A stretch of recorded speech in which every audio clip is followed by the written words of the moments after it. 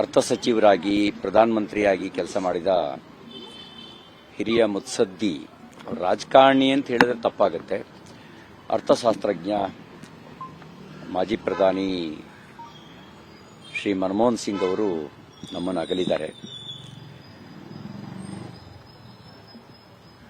ಭಾರತದ ಅರ್ಥವ್ಯವಸ್ಥೆಯನ್ನ ಹಳಿಗೆ ತರೋದ್ರೊಳಗಡೆ ಅವ್ರು ತೆಗೆದುಕೊಂಡಂತ ಪಿ.ವಿ. ನರಸಿಂಹರಾವ್ ಅವರ ಜೊತೆಯಲ್ಲಿ ಅವ್ರು ತೆಗೆದುಕೊಂಡಂತ ಆರ್ಥಿಕ ನೀತಿಯೂ ಕೂಡ ಒಂದು ಕಾರಣ ಅನ್ನೋದು ನಾವೆಲ್ಲರೂ ಒಪ್ಪಲೇಬೇಕಾದಂಥ ಸಂಗತಿ. ಹತ್ತತ್ರ 6 ದಶಕಗಳಿಗೂ ಹೆಚ್ಚು ಕಾಲ ನಾವು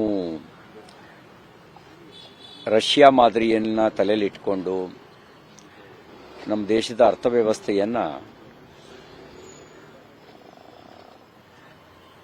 ಸೋಷಿಯಲಿಸ್ಟ್ ಮತ್ತು ಕಮ್ಯುನಿಸ್ಟ್ ಮಾದರಿಯಲ್ಲಿ ಕಟ್ಟೋ ಪ್ರಯತ್ನ ಮಾಡಿದ್ವಿ. ಆದರೆ ಅದು ವಿಫಲ ಆಗ್ತಾ ಇದೆ ಅಂತ ಅನುಭವಕ್ಕೆ ಬಂದ ನಂತರ ಮುಕ್ತ ಆರ್ಥಿಕ ವ್ಯವಸ್ಥೆಯ ಕಡೆಗೆ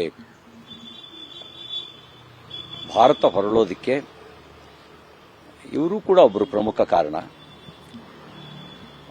ಅಂತ ಮನಮೋಹನ್ ಸಿಂಗ್ ಅವರು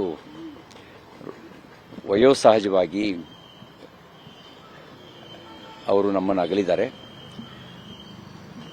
ಅವರ ಆತ್ಮಕ್ಕೆ ಸದ್ಗತಿಯನ್ನ ಕೊಡಲಿ ಅಂತ ಭಗವಂತನಲ್ಲಿ ಪ್ರಾರ್ಥಿಸ್ತೇನೆ ಮತ್ತು ಅವರ ಕುಟುಂಬಕ್ಕೆ ದುಃಖ ಭರಿಸುವಂತ ಶಕ್ತಿಯನ್ನ ನೀಡಲಿ. ಹುಟ್ಟಿದ ಮನುಷ್ಯ ಒಂದು ದಿವಸ ಹೋಗಲೇಬೇಕು.